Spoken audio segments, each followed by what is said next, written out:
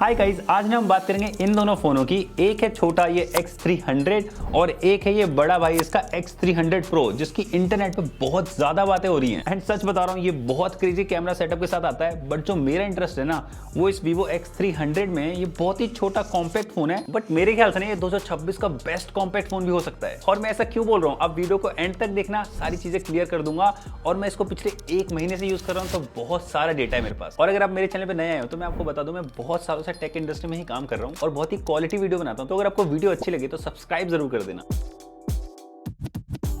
तो सबसे पहले इसके डिजाइन एंड बिल्ड क्वालिटी की बात कर लेते हैं। अब जब से इस फोन को मैं यूज कर रहा हूं, सबसे इंटरेस्टिंग चीज पता क्या लगी है, इसका जो रेड कलर है ना और जो फ्रेम है वो ब्लैक कलर का है। ये जो कॉम्बिनेशन है ना बहुत इंटरेस्टिंग है। मतलब लोग पूछते हैं कि भाई कौन सा फोन है, और मैं काफी टाइम से ये फोन चला रहा हूं तो मुझे एक चीज रियलाइज हुई है, जब भी मैं इसको ऐसे पकड़ता हूं ना तो मेरा फिंगर यहाँ पे आता है कैमरा बम पे, जो थोड़ा तो इरिटेट करता है। और इसी चीज की वजह से ना कैमरा बम पे बहुत सारे स्मचेस भी लगते हैं। बट स्टिल इस कैमरा बम को अगर मैं X200 से कंपेयर करूं, ये थोड़ा बेटर है। वो कुछ ज्यादा ही बड़ा कैमरा रिंग था। और इस साल ना वीवो ने बिल्कुल फ्लैट डिस्प्ले कर दिया, इवन बैक पैनल भी बिल्कुल फ्लैट है। बट एक चीज बहुत अच्छी करी है, जो राउंडेड कॉर्नर्स है ना, इसकी वजह से जब मैं लॉन्ग टाइम तक फोन चलाता हूँ कोई भी इशू नहीं आता। बहुत ही कंफर्टेबली आप बहुत लंबे टाइम तक इस फोन को चला सकते हो। ये सेम चीज मैंने इसके कंपैरिजन वीडियो में भी बताई थी। बट इसके डिजाइन में ना मुझे एक चीज मिसिंग लगी है, जो कि Vivo X300 Pro के पास है, वो है एक्शन बटन। इसका जो प्रो वाला वेरिएंट है, यहाँ पे हमें एक एक्शन बटन मिलता है। इसको ये शॉर्टकट बटन कहते हैं, बट इसको बहुत सारी चीजों के लिए आप असाइन कर सकते हो और बहुत कूल है यार चीज ये। अगर ये सेम फीचर इस कॉम्पैक्ट फोन में मिल जाता ना, बहुत सही रहता भाई। अब इतने दिनों के यूजेस में ना ये 1-2 बार गिरा भी है, बट इसमें कोई डेंट तो नहीं दिखा या फिर कोई स्क्रैचेस भी नहीं दिख रहे, जबकि इसमें फाइबर ग्लास देखने को मिलता है। इवन मैंने ना एक और चीज नोटिस करी है, जब से ओरिजिन ओएस आया ना तब से इस फोन का हैप्टिक फीडबैक बहुत बेटर हो गया। अगर हम फंटस से कंपेयर करें,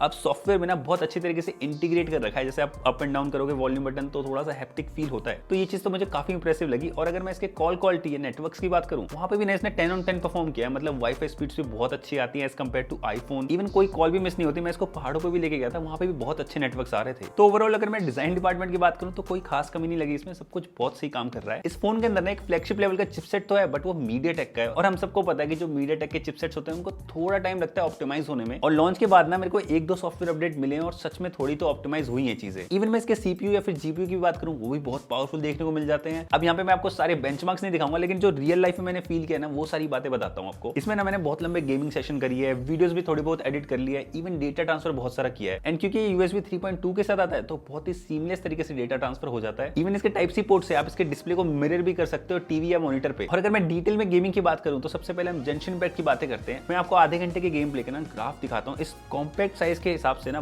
बहुत अच्छा गेम प्ले मिला है मुझे। इवन BGMI हो या फिर COD, दोनों ही लॉन्ग टर्म पे बहुत स्मूथली प्ले कर रहे थे। बट अगर मैं वुदरिंग वेव्स की बात करूं ना, उसमें थोड़े फ्रेम ड्रॉप्स दिखे हैं मुझे। बट अच्छी बात पता है क्या है, लॉन्ग टर्म गेमिंग सेशन में चाहे वो BGMI हो, COD, जेंशन, कहीं पे भी ना ओवर हीटिंग नहीं दिखी। और क्योंकि ये इतना छोटा फोन है और ओवर हीट नहीं कर रहा है, ये बहुत बड़ी बात है। और एक और इंटरेस्टिंग बात बताऊं, स्टार्टिंग में ना चीजें ऐसी नहीं थी। स्टार्टिंग में इसमें काफी ज्यादा फ्रेम ड्रॉप्स दिख रहे थे, FPS भी ऊपर नीचे हो रहे थे। बट जो सॉफ्टवेयर अपडेट आए ना उसके बाद चीजें इंप्रूव हुई हैं। और क्योंकि Vivo का फोन है तो ये तो आपको पता है, इसमें 4D वाइब्रेशन, बाईपास चार्जिंग, ये सारी चीजें मिल जाती हैं, तो बहुत स्मूथ गेम प्ले रहता है। बट अगर मैं गेमिंग को साइड में रख के रैम मैनेजमेंट की बात करूँ ना, वहां पे बहुत इंप्रेसिव परफॉर्म किया इसने। मतलब अगर रैम में 2-3 गेम्स भी है ना, ये किसी को बंद नहीं करता। अगर आप जैसे ही दूसरे गेम पे स्विच करोगे ना, वो गेम वहीं से स्टार्ट हो जाती है। इवन कितने बार ना ऐसा हुआ है, जब मैं इंस्टाग्राम या फिर ट्विटर चला रहा हूँ और फिर जैसे नेक्स्ट डे मैंने वो ऐप खोला, वो ऐप ना वहीं से रिज्यूम हो जाता है। सच में बहुत अच्छी रैम मैनेजमेंट लगी मुझे इस फोन की। अच्छा, अपना बैटरी डिपार्टमेंट की बात करते हैं, और सच में उसमें भी बहुत इंप्रेसिव परफॉर्म किया इसने। अब देखो, मैंने पता क्या नोटिस किया, इतना कॉम्पैक्ट फोन है, इतना बड़ा कैमरा बम्प है, बट फिर भी इसमें 6000 mAh की बैटरी मिलती है। इवन साथ में 90 वोल्ट का अडेप्टर भी दे रहे हैं, वायरलेस चार्जिंग भी है, रिवर्स वायरलेस चार्जिंग भी है, रिवर्स वायर चार्जिंग भी है। मतलब पूरा परफेक्ट कॉम्बिनेशन दे रखा है Vivo ने। आई नो आपको लग रहा होगा मैं बहुत तारीफ कर रहा हूँ, बट सच में चीजें बहुत अच्छी हैं। बट एक छोटी सी चीज बताऊं जो बहुत ज्यादा मिसिंग लगी मुझे इस फोन में, इसमें ना हमें कोई मैगसेफ का सपोर्ट नहीं मिलता। इवन जो अब नए एंड्रॉइड फोन्स भी आ रहे हैं, जैसे पिक्सल ने भी मैगसेफ डाल दिया अपने फोन में, और शायद जो सैमसंग की नई सीरीज आएगी उसमें भी मैगसेफ का सपोर्ट मिलेगा। तो मैगसेफ का सपोर्ट होता ना तो बहुत सारी एसेसरीज इसमें कनेक्ट हो जाती है इजीली। अब देखो, अगर इस फोन के स्क्रीन ऑन टाइम की बात करूं ना मैं, तो जो इनिशियली फर्स्ट वीक था ना, उसमें बहुत ज्यादा टाइम लिया इसने ऑप्टिमाइज होने में। बट उसके बाद ना इस साइज के हिसाब से बहुत इंप्रेसिव SOT मिला है मुझे। मतलब अगर मैं लाइट यूज की बात करूं तो 9 से 10 घंटे चल जाता है ये। और किसी ने अगर मैंने बहुत ज्यादा कैमरा यूज कर लिया, बहुत ज्यादा वीडियो कॉल्स लिए, तो अब भी ये 8 से 9 घंटे का दे ही देता है यार SOT। इवन मेरे फ्रेंड के पास भी सेम फोन है और वो बहुत ही लाइट यूजर है, तो उसको तो 12 घंटे से ऊपर का SOT मिल रहा है। तो अगर आप डे टू डे में बहुत नॉर्मल काम करते हो, जैसे थोड़ा बहुत गेमिंग कर लिया या बस स्क्रोलिंग कर ली, इंस्टाग्राम चला लिया, तो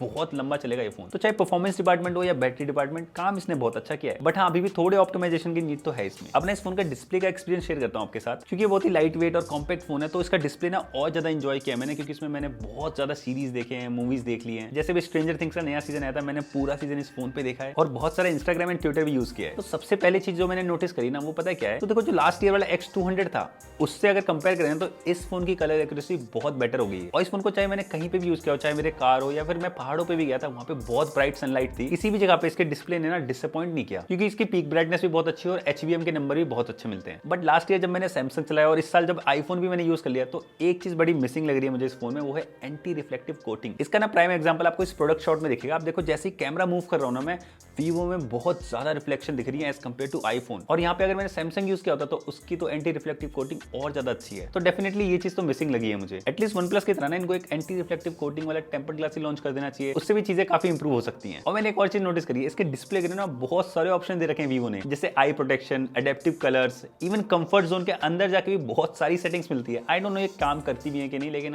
है तो ठीक ही है। बट अगर मैं इसके स्पीकर्स की बात करूँ ना, वहाँ पे इंप्रूवमेंट की नीड है, क्योंकि जब मैं इसमें स्ट्रेंजर थिंग्स देख रहा था ना, तो मैं इसके स्पीकर पे देख ही नहीं पा रहा था। बहुत ही ज्यादा ट्रिबल हाई है, बेस की थोड़ी कमी है इसके स्पीकर्स में, तो मेरे को ना TWS यूज करने पड़ रहे थे। और अब इसके पावर हाउस की बात करते हैं, इसके कैमरा डिपार्टमेंट की। बट उससे पहले अगर आपने चैनल सब्सक्राइब नहीं किया तो प्लीज सब्सक्राइब कर दो। अब वीवो ने इतने कॉम्पैक्ट बॉडी में ना 3 कैमरा सेंसर दिए और तीनों ही बहुत ही अच्छा काम कर रहे हैं। एक 200 मेगापिक्सल का मेन कैमरा है, 50 मेगापिक्सल का टेलीफोटो और 50 मेगापिक्सल का अल्ट्रा वाइड भी मिल जाता है। और ज्यादा टाइम वेस्ट नहीं करते, मैं सीधा आपको सैंपल सिखाता हूँ। और पिछले 1 महीने में ना मैंने इसके कैमरे से बहुत सारी फोटोज क्लिक करी हैं। अभी जो आप सैंपल्स देख रहे हो ना, ये इसके मेन कैमरा की फोटोज है और आप डिटेल एंड शार्पनेस पे ध्यान दो, कितने अच्छे तरीके से सब कुछ कैप्चर किया इसने। इवन अगर मैं बैकलाइट या HDR सिचुएशन की बात करूं, बहुत अच्छा परफॉर्म कर रहा है। मतलब हर चीज की सेपरेशन बहुत अच्छे से करी है, चाहे वो ह्यूमन सब्जेक्ट हो, चाहे वो स्काई हो, इवन ह्यूमन की स्किन टोन्स देखो, वो भी काफी अच्छे तरीके से कैप्चर करी है। बट हाँ, एक चीज मैंने नोटिस करी है, जो इसका कैमरा है ना, वो कंसिस्टेंट नहीं है अभी। मतलब मैं आपको मल्टीपल एग्जांपल्स दिखा सकता हूँ जिसमें इसने स्किन टोन बिल्कुल ही चेंज कर दी हो, या सेम सिचुएशन में लाइटिंग बिल्कुल डिफरेंट कर दी है। तो इन चीजों में थोड़ा इंप्रूव होने की नीड है इसको। और अगर अल्ट्रा वाइड सैंपल्स दिखाऊं, यहाँ पे भी कोई डिटेल की कमी नहीं है, इवन टेक्सचर भी काफी अच्छे से कैप्चर किया है, फिर चाहे वो HDR सिचुएशन की बात हो या फिर इंडोर लाइटिंग हो। बट एक चीज जो मैंने अल्ट्रा वाइड में नोटिस करी ना, जो इसका फील्ड ऑफ व्यू है वो बहुत कम है एज कम्पेयर टू आईफोन या सैमसंग। मतलब एग्जांपल के ना मैं 1-2 फोटोज आपको लगा के दिखाता हूँ आईफोन के कंपैरिजन में,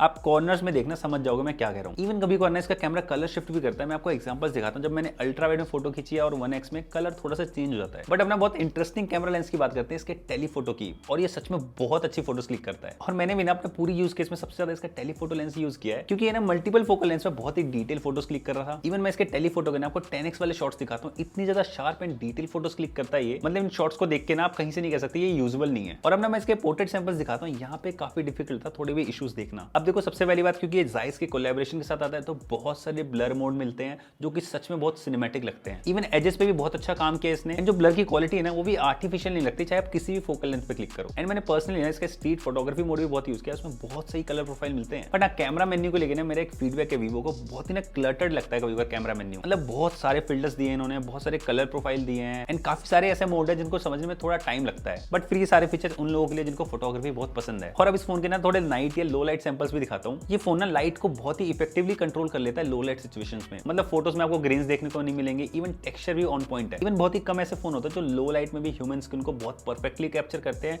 और ये उनमें से एक है। बट स्किन टोन से ना मुझे एक और चीज याद आई, इस फोन से जब भी आप पोर्ट्रेट क्लिक करते हो ना, स्किन को बहुत ज्यादा स्मूथ कर देता है, चाहे आपने स्किन स्मूथनिंग ऑन कर रखी हो या फिर नहीं। बट इस चीज को फिक्स करने के लिए आप टेक्सचर मोड में फोटोज क्लिक कर सकते हो। अच्छा, थोड़े सैंपल्स ना मैं इसके फ्रंट कैमरे के भी दिखा देता हूँ। अब इस साल इसका फ्रंट कैमरा 50 मेगापिक्सल का हो गया और ऑटो फोकस के साथ आता है कैमरा, तो जो डिटेल एंड शार्पनेस है ना फ्रंट कैमरे में, वो बहुत सही मिल जाती है। इवन ग्रुप सेल्फीज में भी काफी डिटेल होती है। और अब स्पेसिफिकली ना इसके वीडियो डिपार्टमेंट की बात करते हैं, और सच में तारीफ बनती है, क्योंकि लास्ट ईयर के कंपैरिजन में बहुत इंप्रूवमेंट्स आई हैं। ये वीडियो सैंपल आप देख रहे हो, आज से 3-4 साल पहले ना ये कहना बहुत मुश्किल था कि ऐसे video samples Android phone record कर रहे हैं। मतलब चाहे HDR हो या फिर स्किन टोन है, हर चीज ना बहुत ऑन पॉइंट लग रही है। टेलीफोटो में ना आपको बैकग्राउंड हल्का सा ब्लर भी देखने को मिलेगा, जो बहुत सही लगता है। बट इन सारी चीजों का ना इसके फीचर्स ओवर पावर कर जाते हैं। जैसे ये छोटा सा फोन 4K 120 FPS पे रिकॉर्ड कर सकता है, या आप इसमें लॉग वीडियोस भी बना सकते हो, जो कि आपकी इन्फॉर्मेशन के लिए बता दूं आईफोन 17 में भी नहीं बनती। तो अगर मैं कैमरे को कंक्लूड करूं ना, तो मैं कह सकता हूं ये परफेक्ट कॉम्पैक्ट कैमरा फोन है जो सबसे बेस्ट फोटोज क्लिक करता है। इवन काफी अच्छी क्वालिटी की वीडियोस भी रिकॉर्ड कर लेता है। बट हर डिपार्टमेंट में चीजें सेम नहीं होती हैं। इसके सॉफ्टवेयर की बात करते हैं। अब इस साल से ना वीवो ने अपने फोन्स में Origin OS का सपोर्ट दे दिया है, जो कि सच में बहुत अच्छा एक्सपीरियंस एक्सपीरियंस देता है अगर हम फ्रंट टच से कंपेयर करें तो। इवन जो सॉफ्टवेयर सपोर्ट है वो भी 5+7 ईयर्स का देखने को मिलता है। और ओरिजिनल इसके ना कुछ फीचर सच में मुझे बहुत अच्छे लगे, जैसे ये फ्लिपकार्ट वाला फीचर है, जैसे आप फोन को रोटेट करोगे ना तो आपके वॉलपेपर चेंज होता है। और जितना मैंने इसको 1 महीने से यूज किया ना, इसके यूआई में ना बहुत सारे कस्टमाइजेशन के फीचर्स मुझे मिले हैं। इवन जो ऐप ओपनिंग की एनिमेशन है ना वो भी और स्मूथ हुई है। और चाहे लॉक स्क्रीन हो या फिर यूआई में थोड़ी और जगहों की बात करूं, ये ना थोड़ा iOS से इंस्पायर्ड तो लगता है, बट iOS के एआई फीचर अभी तक अच्छे से चल नहीं रहे हैं, लेकिन इसके एआई फीचर्स बहुत सही काम कर रहे हैं। फिर चाहे वो एआई इरेजर हो या जो इसके कीबोर्ड में एआई फीचर्स हैं वो भी बहुत यूजफुल लगते हैं मुझे। बट हाँ, जितने भी एआई फीचर्स है ना उसको यूज करने के लिए आपको इंटरनेट चाहिए होगा। अच्छा, ये तो सारी पॉजिटिव बातें थी इसके सॉफ्टवेयर डिपार्टमेंट के बारे में। अब थोड़े ना कॉन्स की बात कर लेते हैं। देखो, 1 महीने के यूजेस में ना मैंने एक चीज नोटिस करी है, जो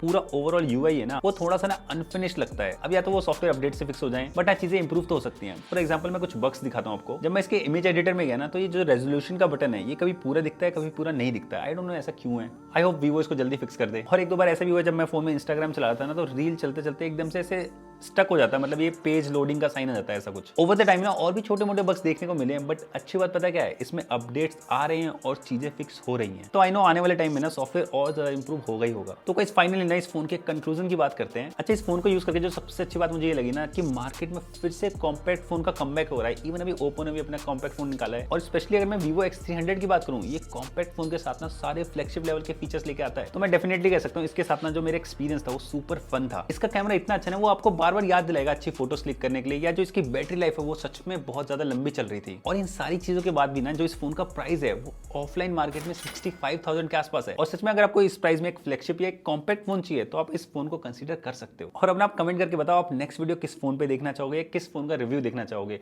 और अगर आपको वीडियो अच्छी लगी हो ना, कुछ इन्फॉर्मेशन मिली हो, तो प्लीज चैनल को सब्सक्राइब जरूर कर देना यार, मेरे लिए बहुत हेल्पफुल होगा वो। Thank you.